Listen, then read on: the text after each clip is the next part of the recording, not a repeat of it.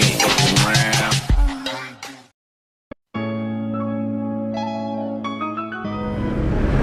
Hello, good morning mga boss. This is Boss TL and welcome to my vlog. Today, pupuntahan natin ang isang pangarap. We're going to Chowworks para mag-inquire kung abot kaya ba natin ang pangarap. Alright, so see you there! Hello mga boss, guess where I am right now? Nandito tayo sa Chowworks kung saan laging nandun si Sir Mel. Nandito tayo sa Chowworks and look who do we found here. So ayun si Sir Mel at ayun si Boss Cha. So ayun nga, so nagpunta tayo dito, mag-i-inquire tayo tungkol sa possible upgrade for our NMAX. Sir Mel, shout out! Yes sir! Shoutout sa mga subscriber ni Boss Yan. Subscribe kayo sa kanya. Yes, salamat Sir Mel. And nandito si Boss Cha, si Master. So siya ang magre-rebuild ng ating, hindi rebuild magbi-build ng ating NMAX pag nagkataon. So ayun, so we were able to talk to Sir Cha. Mag-uusap na lang ulit kami kung ano yung mga details at schedule para sa ating NMAX. Sa susunod, sana makausap pa kita ng mas matagal. So sir, ano na tayo sure na tayo ha? Sige. Pero anyway, boss, pabalik na lang ulit ako ha? Salamat. O yun, uwi na tayo. Narinig nyo naman. Eventually. So dito tayo kay Boss Cha. And the operation begins. Sinisimulan na natin. So nakarating tayo dito sa Chowworks at 8 AM. Immediately sinimulan na agad baklasin. Kasi ang target within the day matapos to. So hopefully by 3 PM makauwi na tayo. Ready to go home. So wala nang sabi-sabi, diretso na agad sa operation.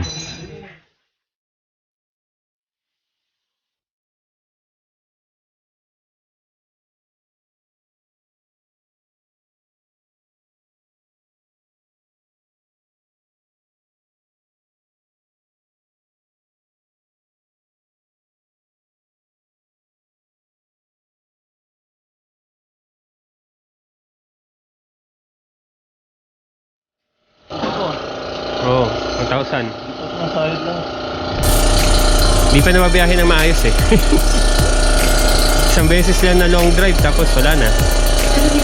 So ito yung mga papalitan dun sa ating bore up.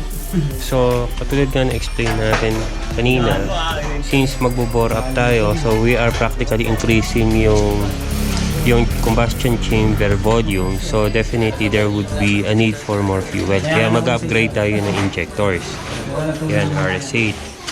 Now magpapalit din, although the head would be stock, papalitan natin yung cams with a higher profile para mas bumuka yung valves to let in more air. Kasi nga, since higher volume na yung combustion chamber natin, we need more air to burn the fuel, di ba, na ipoproduce ng upgraded injector natin. Now, the valve spring would be replaced as well with a parang higher spring rate kasi with the new cam profile, mangyari doon yung stock spring, pag high RPM na magkakaroon ng valve float, hindi babalik agad yung valve, so papalitan natin to. Tapos etong clutch spring, itong center spring at clutch spring, papalitan na rin natin sa panggilid para magkaroon ng giggle, parang magkaroon ng mas kapit yung yung spring, hindi siya agad bubuka, so bubuka siya ng todo pag high RPM na. The pulleys will be changed para sumagad yung belt. Pag nalabas na yung stock pulley, compare natin. Now, the yung bola na tinatawag nila, will go with the 12 grams straight daw. Pero itotoo na pa mamaya yan. Now, this would be the RS8 bore. So, compare natin siya later pag nabaklas na yung bore na stock ng NMAX. Pero, again, syempre, pag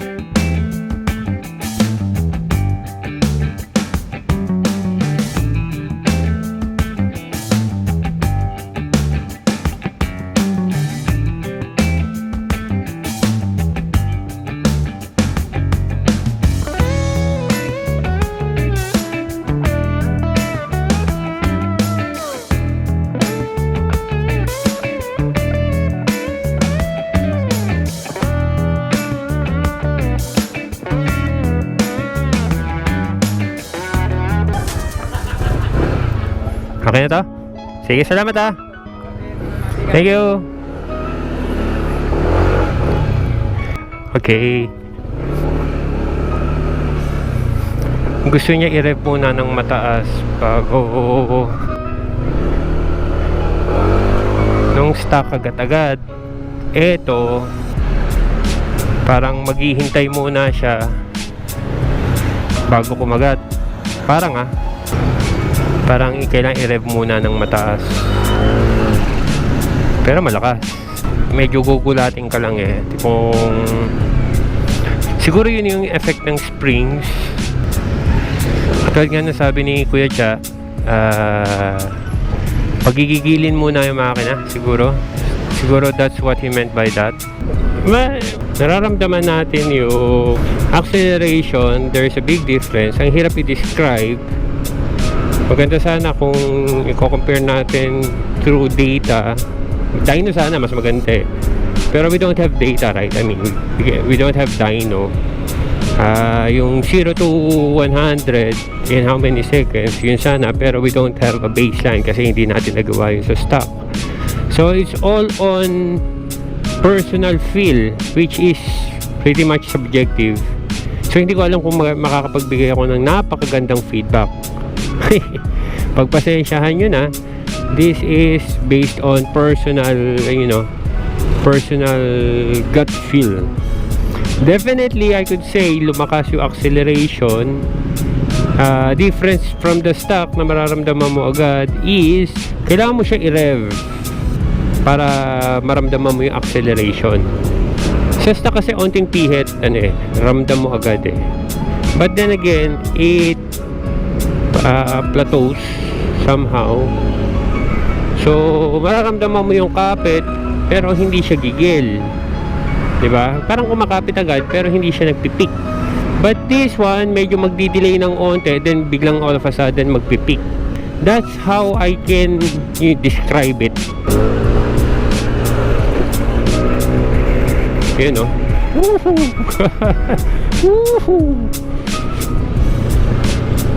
Hindi natin ma-testing ng ano kasi traffic eh.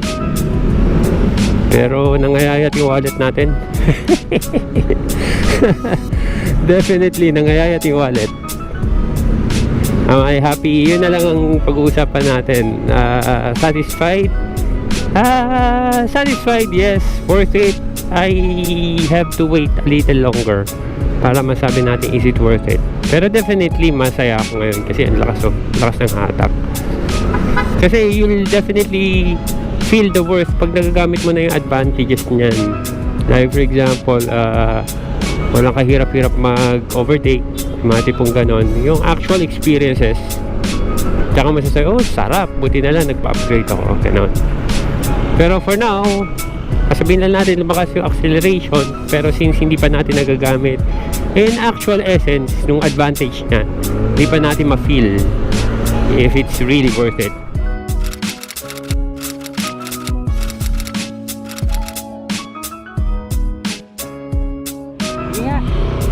Bira ka.